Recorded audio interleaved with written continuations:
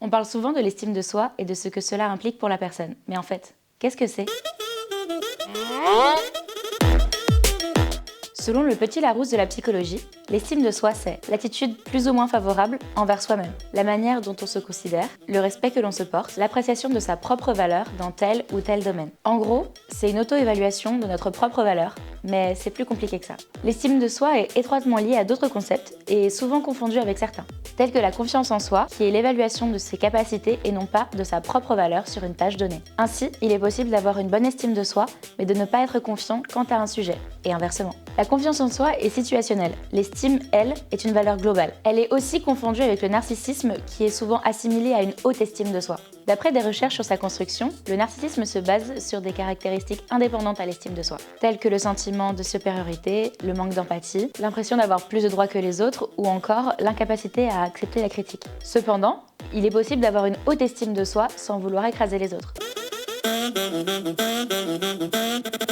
Si les chercheurs sont relativement d'accord sur ce qu'est l'estime de soi, ils ne le sont pas sur sa construction. Ainsi, deux hypothèses se présentent. Sa construction se fait de manière interne. Pour le chercheur Stanley Cooper-Smith, elle se base sur le succès et le sentiment d'accomplissement, l'importance que l'on s'accorde dans des situations données, les objectifs que l'on se fixe et la capacité à résister aux critiques. Nathaniel Brandon, lui, la base sur l'auto-efficacité et le sentiment de respect pour soi-même. Ici, la personne a un rôle actif dans la construction de son estime. En atteignant ses objectifs et en augmentant ses capacités, elle augmente son sentiment de valeur. Mais il existe aussi une théorie où la personne a un rôle plus passif, basé sur la satisfaction de ses besoins. Ainsi, une personne ayant une faible estime de soi serait moins capable de prendre soin d'elle-même, la construction résultant des relations aux autres. Dans ce cas, l'estime d'une personne reposerait sur les interactions qu'elle a entretenues avec son entourage. La construction se base sur des phénomènes transculturels comme la chaleur des parents, qui est le lien plus ou moins positif que les parents entretiennent avec l'enfant. Ainsi, un enfant ayant été maltraité va avoir tendance à se rabaisser et à intérioriser cette dégradation psychologique.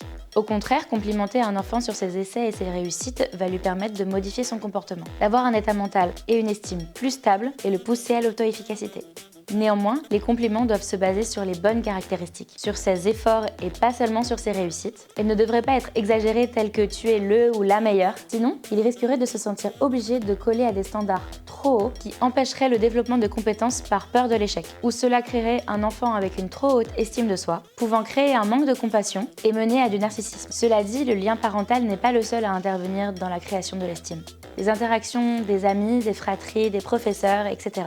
Tous peuvent prendre une place, qu'elle soit positive ou négative, dans cette construction. Elles peuvent aussi permettre son maintien tout au long de la vie de la personne.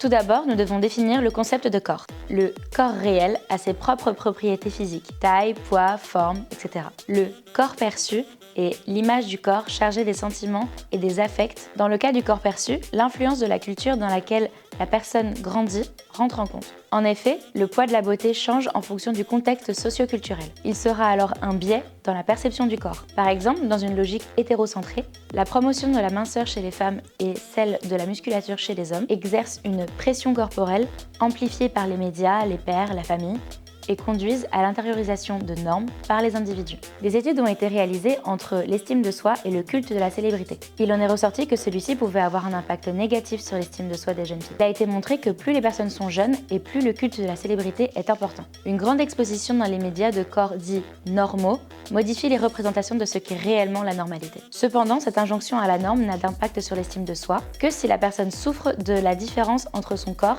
et celui imposé comme étant la norme.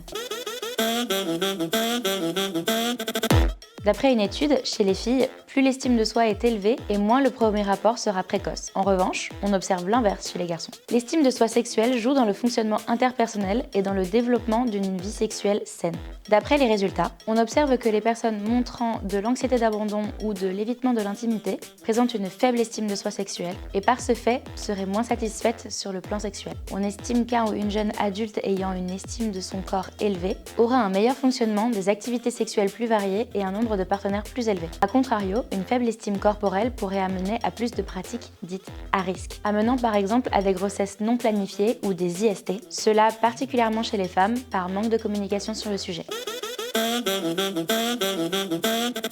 L'estime de soi est un facteur protecteur, c'est-à-dire qu'il nous maintient à un niveau de confiance stable et nous permet de rebondir face, par exemple, à des échecs ou des critiques. Une bonne estime de soi augmente les probabilités de bonnes relations sociales, de réussite professionnelle et de santé mentale. Au contraire, une faible estime accroît les probabilités de troubles psychiatriques, tels que l'anxiété ou la dysmorphophobie. Il est à noter qu'avoir une bonne estime de soi ne protège pas de tout et n'augmente pas nos capacités intellectuelles. Eh bien non, il n'y a pas de remède miracle. En revanche, l'estime de soi est différente tout au long de la vie. À l'adolescence, elle est quelque peu instable et se stabilise à l'âge adulte. Si cela n'est pas le cas, c'est qu'il existe des éléments qui l'en empêchent. La manière de gérer son estime de soi sera différente pour chacun, chacune. Il est nécessaire de s'interroger sur ce qui est important pour nous, et pas par les normes imposées par la société.